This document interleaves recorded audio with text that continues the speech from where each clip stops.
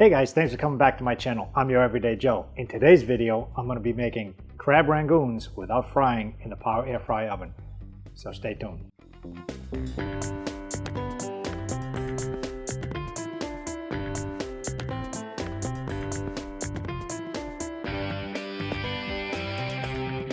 We appreciate you watching this video. If you want to show support to this channel, be sure to click the subscribe button. And to stay up to date on new content, when we release it, ring the notification bell. You can also visit us on our website or look for us on social networks. Now let's get into the video. In this crab rangoon recipe, we're going to need just a few ingredients. 10 ounces of crab meat, you can use fresh or canned, 2 tablespoons of low sodium soy sauce, 1 teaspoon of oyster sauce, that could be optional. If you have fish sauce, you can use that, 8 ounces of cream cheese that's softened, about 2 to 4 egg roll wrappers that we're going to cut, also 16 to 32 wonton wrappers, which we're going to double up, 2 tablespoons of finely chopped green onions, 1/4 teaspoon of sesame seed oil, which is also optional, some water, and a brush to spread water on the wrappers. I've already taken the 2 cans of crab meat and drained it and put it in my bowl here.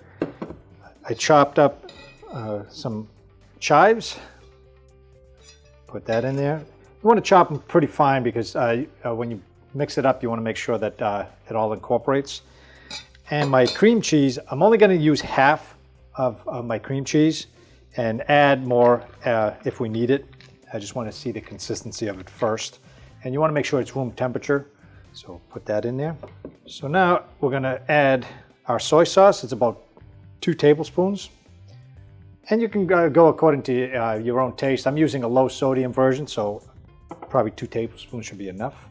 And I've got my oyster sauce. You can use a fish sauce if you can get it. This is what I had on hand, so we're just going to add that in. Okay, so I'm just going to add 1 spoonful here. I don't want to overpower it. It'll be too much. So I've got the crab meat, the chives, the cheese, the soy sauce, and the fish sauce. And all I'm going to do here is I'm just going to keep mixing it until it all comes together. And if we have to add the remainder of that cheese, I'll do that.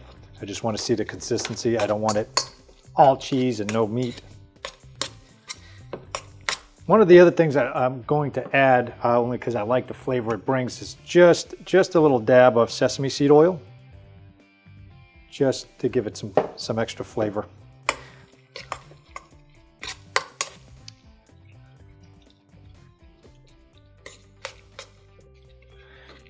You can already smell the sesame seed oil in there because it is pretty potent, so you want to go very light on that oil. So I'm going to put the rest of this cheese in there. Okay, I'm going to break it up a little bit, make it a little easier. And this is just like a Philadelphia cream cheese. It's nothing out of the ordinary. You can use any cream cheese that you like, but the Philadelphia type cream cheese has good flavor to it. And incorporate that in.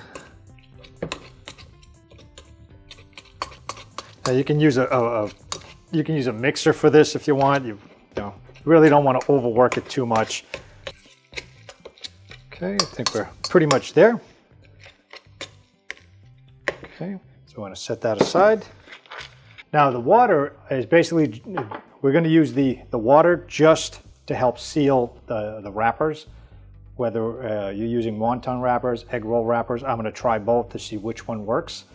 Okay, now that we have the mixture all squared away, I'm going to take an egg roll wrapper. Now, if you're not familiar with this, it almost looks like a tortilla, but a different texture, is a little softer, about the same thickness though. Compared to the wonton wrappers, which are very thin, they're paper thin almost. What we're going to do with the wonton wrappers, we're going to use 2 just to give it more thickness. In the past, it's broken up, so I'm going to use 2, and I'm going to show you how to put it all together. So what I'm going to do first is cut the egg roll wrap in 4 squares, 4 equal squares. Okay, so you have about the same size as a wonton wrap. And you want to make sure, if you're going to cut these in advance, you want to make sure that you put them in a damp towel, as they will tend to dry out on you a little bit. So I've got a few more here that I've already done. So I'm going to start with the wonton wrapper first. So we're going to grab 2. Okay, and we're going to wet one of them. So we're just going to brush some water over it because they're going to have to stick on each other. So, and just press it down. Make sure you smooth it out, get all the air bubbles out, is what will happen in the oven. When it starts cooking, it'll steam, it'll split apart on you. So, like flatten it out so you have one thicker piece. So, I'm just using like a little teaspoon because you don't want a whole lot. You want just enough for the center, maybe the size of a marble. Okay, we're going to wet. We're going to wet the edges. Okay, just like that.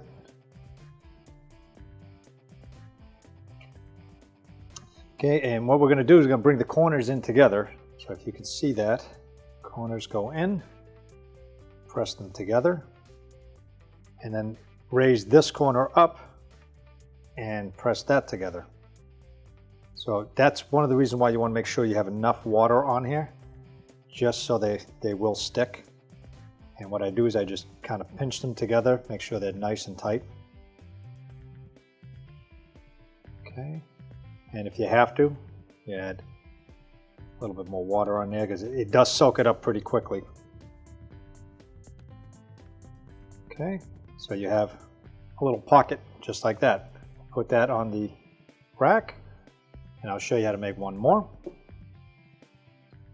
Okay, again, you want to make sure it's pretty wet. You want to be pretty liberal with the water on these. Okay, I'm going to wet this one here a little bit too, because they tend to dry out if they sit too long. Okay, so we have the two. Put a little spoonful right in the center. Okay, add a little bit of water to the edges.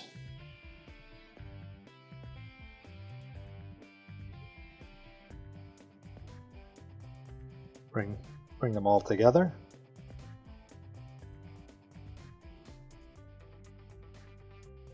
Okay, so you're making a little pouch. And you want to make sure you press it all together here.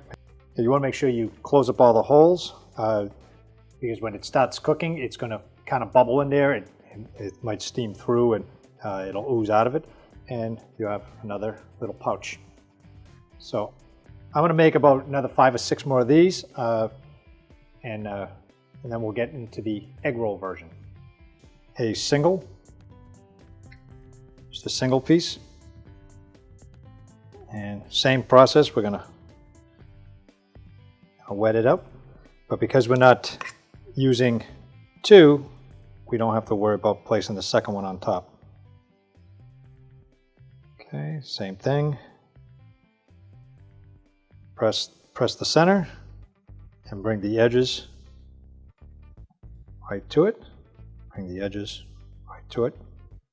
And press them together. So you want to make sure that all the edges are sealed.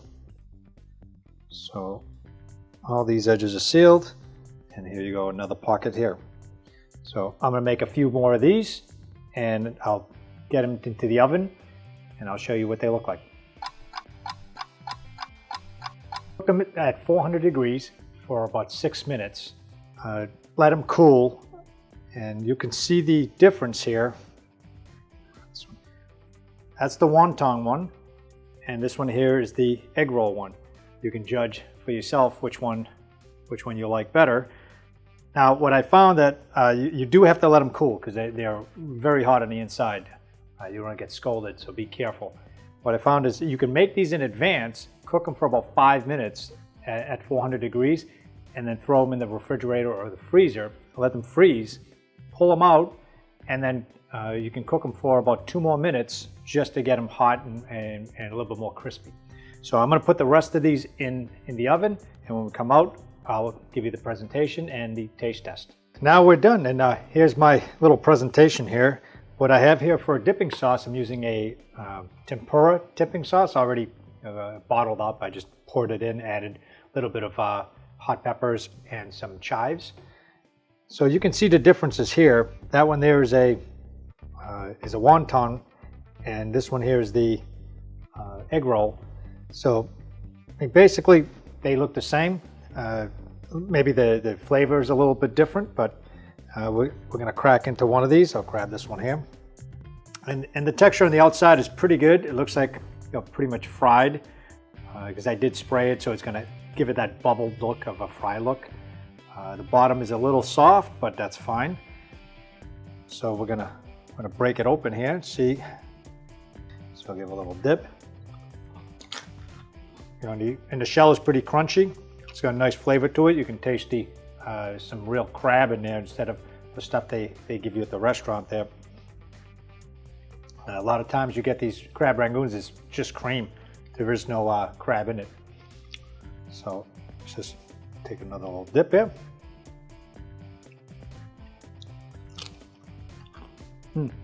That's good.